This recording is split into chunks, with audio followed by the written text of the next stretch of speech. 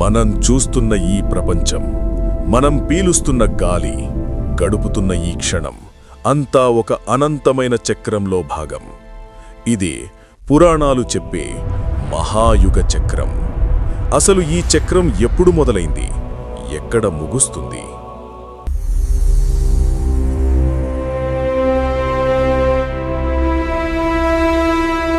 ఒక మహాయుగమంటే 4 యుగాల సమాహారం.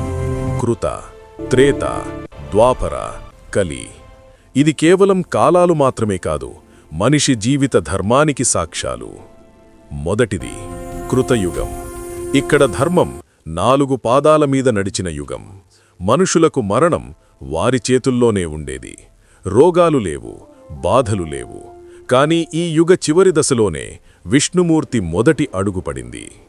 కాని మీకు తెలుసా, ఈ యుగంలో మనుషుల ఆయుష్ 1,00,000 సంవత్సరాలు. వారి ఎత్తు దాదాపు 32 అడుగులు. త్రేతాయుగం. ధర్మం ఒక పాదం కోల్పోయి 3 పాదాల మీద నిలబడిన క్షణం. రాముడు మర్యాద పురుషోత్తముడుగా నిలిచిన యుగం. రావణ అధర్మాన్ని అణచి రామరాజ్యాన్ని నిలిపిన కాలం.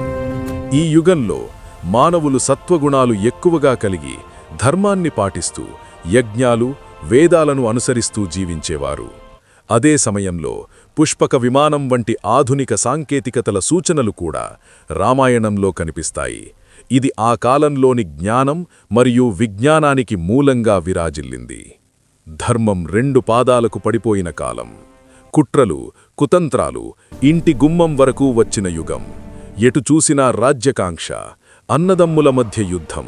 కాని ఈ చీకటిని చీల్చడానికి స్వయంగా ఆ పరమాత్ముడే వ్యూహకర్తగా అవతరించిన మహోన్నత ఘట్టం. అదే ద్వాపరయుగం. ఈ యుగంలో కొందరు మహానుభావులు చనిపోయే ముందు తమ మరణ సమయాన్ని తామే నిర్ణయించుకునే ఇచ్ఛామరణం వంటి శక్తులను కేవలం ధ్యానం ద్వారానే పొందేవాళ్లు. కలియుగం. గాలి, నీరు మరియు ఆహారం పూర్తిగా విషపూరితం. మనుషులు పుట్టుకే ఒక రోగం. మనుషులు ఆకలి తీర్చుకోవడానికి చెట్ల ఆకులు, గడ్డి మాత్రమే కాకుండా ఒకరినొకరు చంపుకుని తినే నరమాంసభక్షకులుగా మారే యుగం. ఈ యుగం చివరలో సూర్యుడు తన తీవ్రతను పెంచి భూమిపై ఉన్న నీటినంతా పీల్చేస్తాడు. అప్పుడు వచ్చే కల్కి అవతారం మొత్తం ప్రపంచాన్ని భస్మం చేసి మళ్లీ కృతయుగాన్ని ప్రారంభిస్తుంది.